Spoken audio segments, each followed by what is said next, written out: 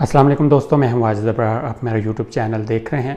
तो आज मैं आपको दोबारा से अल्फ़ाबेट्स इटालियन बता देता हूं। मैंने पहले भी 2 बार वीडियो बनाई है, लेकिन आप लोग कहते हैं वीडियो नहीं मिलती, आप अल्फ़ाबेट्स बता दें। बहुत सारे न्यू कमर्स आते हैं, फिर उनको याद नहीं होता पहले कि मैंने वीडियो बनाई है, पता भी नहीं होता। तो ये लास्ट टाइम मैं अल्फ़ाबेट्स की वीडियो बना रहा हूँ, तो थोड़ा ईजी करके बताऊँगा ताकि आप लोग को याद हो जाए। अल्फ़ाबेट्स अगर आपने इटालियन याद कर लिए तो आपके लिए लिखनी, बोलनी और पढ़नी बहुत आसान हो जाएगी। समझ चाहे आपको ना भी आए, आप एटलीस्ट समझ बोल सकते हैं, पढ़ सकते हैं, लिख सकते हैं।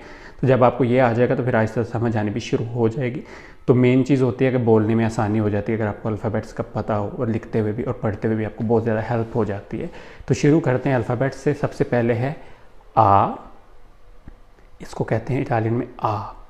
मेरे साथ साथ आप रिपीट करें, ठीक है, ताकि आपको याद हो जाए। बी, बी, जी, जी, दी, दी, ए,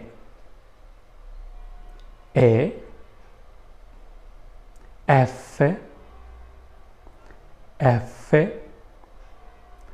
जी, जी, आका, आका, ई, ई। अब जे जो है वो इटालियन अल्फ़ाबेट्स का हिस्सा नहीं है, इंग्लिश अल्फ़ाबेट है जे, लेकिन उसको इटाली में क्या बुलाएंगे हम, वो बता देता हूँ आपको।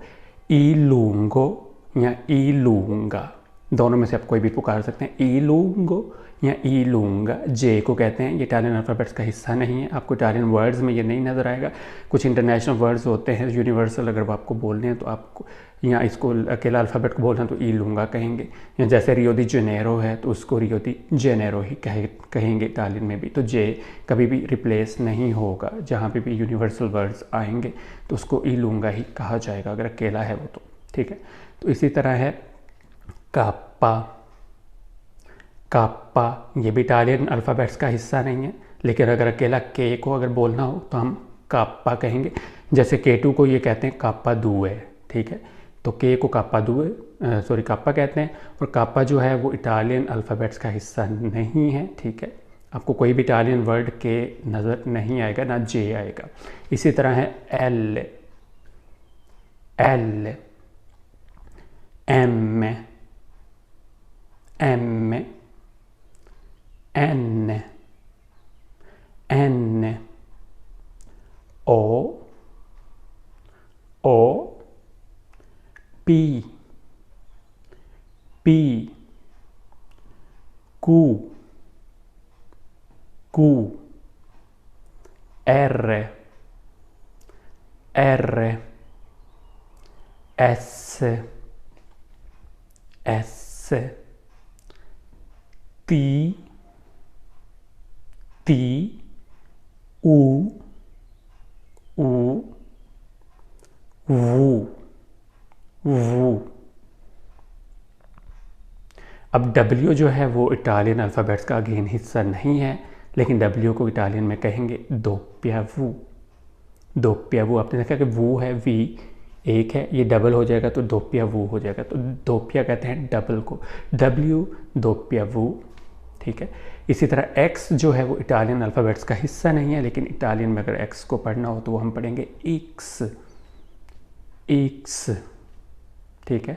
इसी तरह आपने देखा कि Y है, वो भी इटालियन अल्फ़ाबेट्स का हिस्सा नहीं है। तो Y को कैसे पढ़ेंगे इटालियन में? इप्सिलॉन, इप्सिलॉन, ठीक है। ये इटालियन अल्फ़ाबेट्स का हिस्सा नहीं है, लेकिन उसको इप्सिलॉन कहा जाता है Y को। ज़ेता, ज़ेता ये इटालियन अल्फ़ाबेट का हिस्सा है और इसको कहते हैं ज़ेता। तो आपको मैंने सारे बता दिए हैं, सिर्फ 4 या 5 ऐसे थे जो इटालियन अल्फ़ाबेट्स का हिस्सा नहीं है। जैसे कि हमने कहा था कि जे को हम कहते हैं ई लूंगो या ई लूंगा, दोनों में से आप कोई भी कह सकते हैं। इसी तरह था के को कहते हैं काप्पा, ठीक है। इसी तरह था दोप्पियावू, W दोप्पियावू।